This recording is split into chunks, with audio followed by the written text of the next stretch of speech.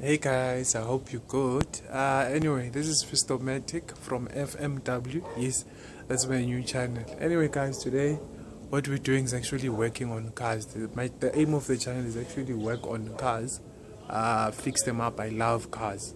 Alright, so today we're gonna have the opportunity to be working on this.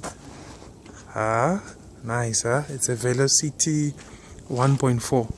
Alright.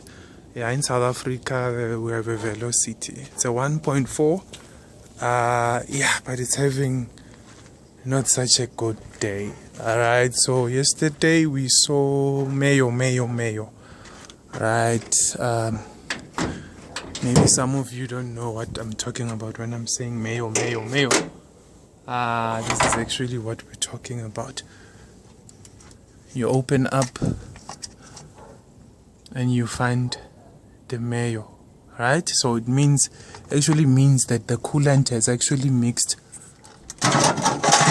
with your oil, and that's not a nice thing to have in a car.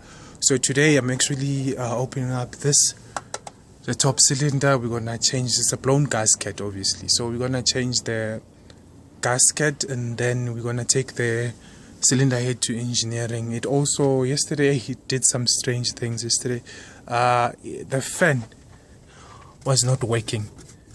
It got up to temperature, even past temperature.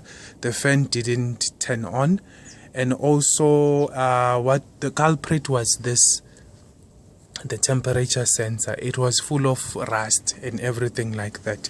So what I mean to say is, please, whatever you do, don't use tap water on a car.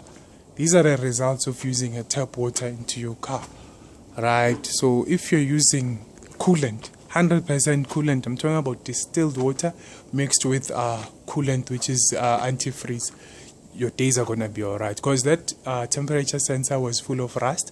When it's full of rust, it's a cake. It's actually a cake. That when the water is actually up to temperature, and let me put it like this: if the water is 100 degrees, the temperature sensors can't sense it's 100 degrees. It will sense like it's 60. I'm just making an example. It will sense that it's 60 degrees Celsius, so which defeats the purpose, and the fan will not hit, and then you'll have problems. You'll have mayo. Anyway guys, yeah, let me get to it.